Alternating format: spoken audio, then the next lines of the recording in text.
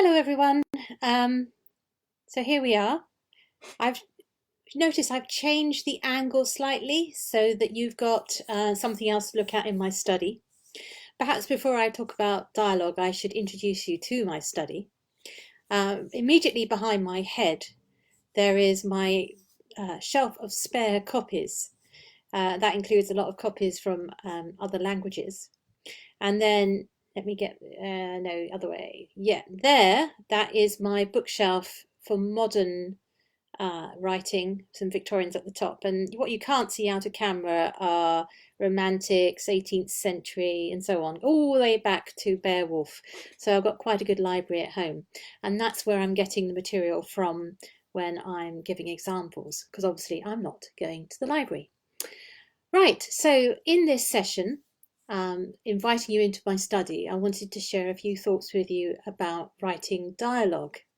Now, I have to be plain and come up front that I think actually this is something that um, I've had to learn how to do. It wasn't something I did particularly well at the beginning of my career. And so I wanted to cover it so that you could skip some of the lessons I had to learn. So the first thing to bear in mind is dialogue, unless you're writing something extremely modern and impressionistic, or a play, or something where it demands a different stylistic choice. But most novels will not be putting lumps of real dialogue into the text. It doesn't work like that. So say you went out and, well, you can't go out, but imagine you were overhearing somebody's conversation and try to drop that into a book. It wouldn't work. It would be perhaps an interesting bit of social commentary or something, but it wouldn't work as part of a text. Because dialogue in a novel isn't the same as real conversation, and it has other jobs to do. The other thing to think about dialogue, and this is something I've learned from having a go at doing screenwriting this year, is that very often less is more. Now, I've just been editing my next Joss Sterling novel, which is a crime novel called Black River. And in this final edit, one of the things I've been doing is going through my dialogue and asking myself, do I really need that? Because sometimes a lighter touch in dialogue makes for more impactful reading experience.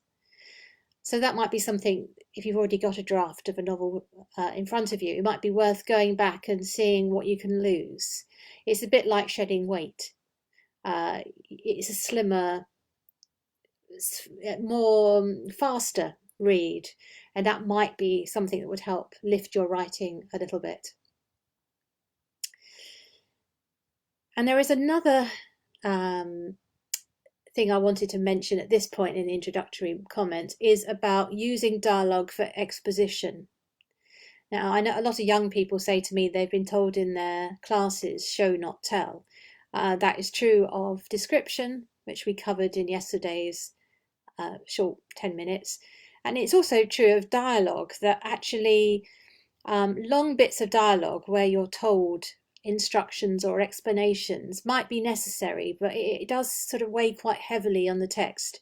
And you'll find that authors get into a bad habit of using certain characters to be their exposition. So I can pick on Harry Potter because it's so brilliant in many ways, it can cope.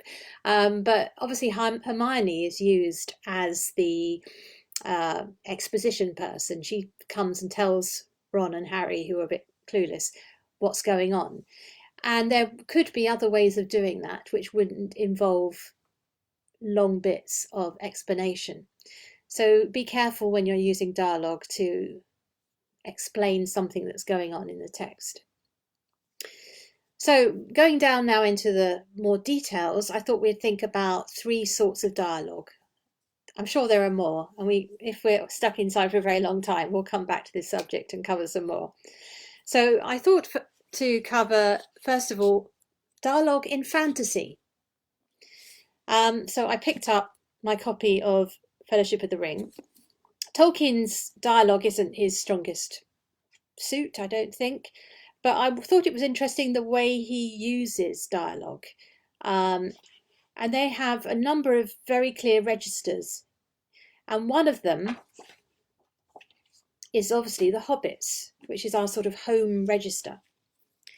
And the Hobbits speak not Frodo, but the sort of rural hobbits. They speak in a sort of slightly country accent, and it feels very much early 20th century speak.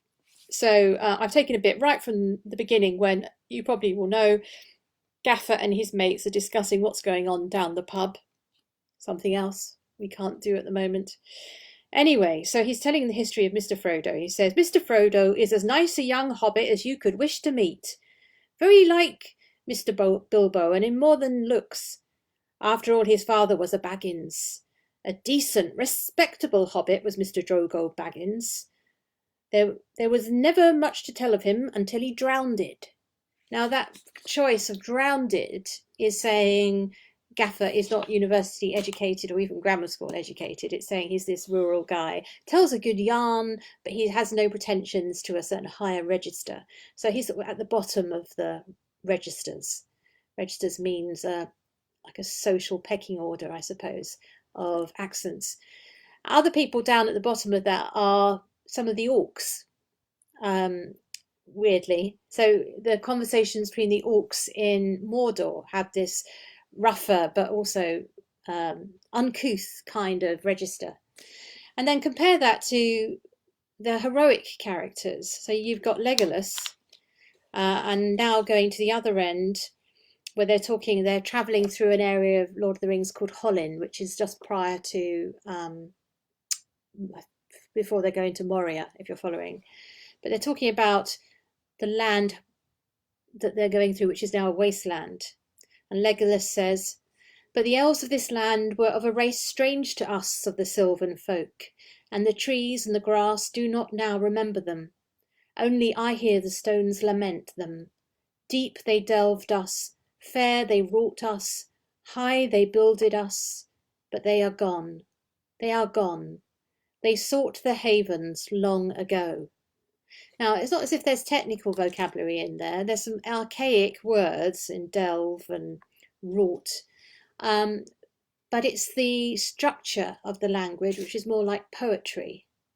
So you can use, it's not just the word choices, it's how you put them together, the way you build your sentences that says which register you're going for.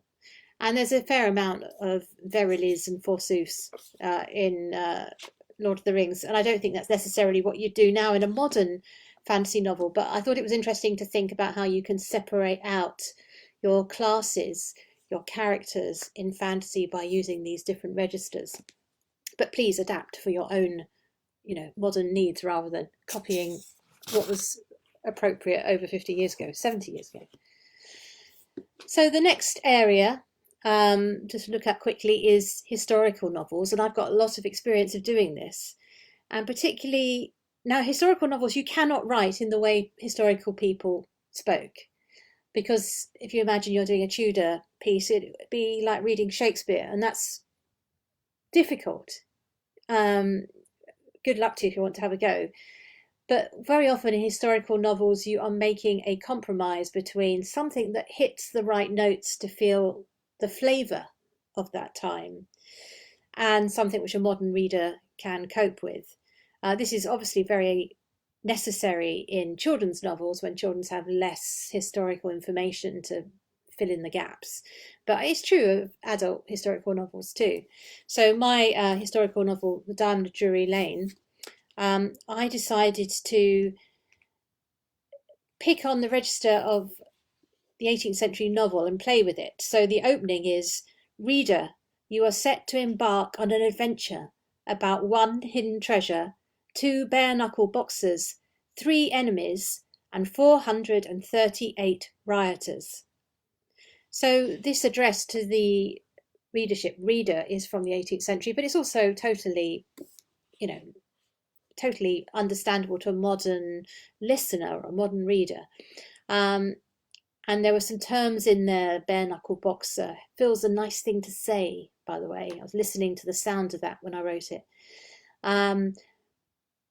which also is of the period, but I think you can work out what a bare knuckle boxer is without looking up in the dictionary. It means a boxer with no gloves on. And then, of course, the structure builds. So it has longer sentence structure than you might do in a modern novel. They did go in for long sentences in the 18th century. So that's how you can compromise. And then finally, I do a fair amount of contemporary novels now. And then you just go for something that feels like you could hear it in the street. This has mild swearing in it, by the way, very mild. So the beginning of chapter 2 of Don't Trust Me, my main character can't get through a door. So she's saying, brilliant, just bloody brilliant. I ease the key out, wipe it on my skirt and try again. Jiggle, plead, swear under my breath. You will not defeat me, you stupid bit of useless metal. That's me swearing in the kitchen, you know, can't open a jar. So you go for something which is true to life, but also I edit it down because you don't put everything in she's saying. I mention that she's swearing under her breath. You don't need to put everything down. It's like a brushstroke that suggests so much more rather than the full content of what she's actually saying. Okay, so your homework. Your homework is to drive home this point about real conversation not fitting in a novel, is to go and find, perhaps you can listen to a YouTube video, an interview, or listen in to somebody at home having a conversation. Write down however many words you can bother, say 50 words of that, including all the breaks and all the dots and the and the ums and the ers. Write it down verbatim and then work out how you would edit that down so that it fitted as a conversation in a novel. And I'd say you'd probably end up with a third, if that, of what you actually have heard. So, and see what happens when you turn it from being real speech into something that is part of that works on a page, I suppose is what I'm saying. It has to work on a page. Okay, so that's it for today. I'm off to do a bit more editing. Well, I'm not off, I'm staying in the same room, as I hope you all are. So please stay safe, please stay inside, and please enjoy yourself whilst you're investigating your creativity. Thanks very much. And oh yeah, I'll see you tomorrow, same time, same place. And I'll work out what I'm doing by this. I'll tweet out what my subject is. If you want to suggest one, please do get in touch. Thanks very much.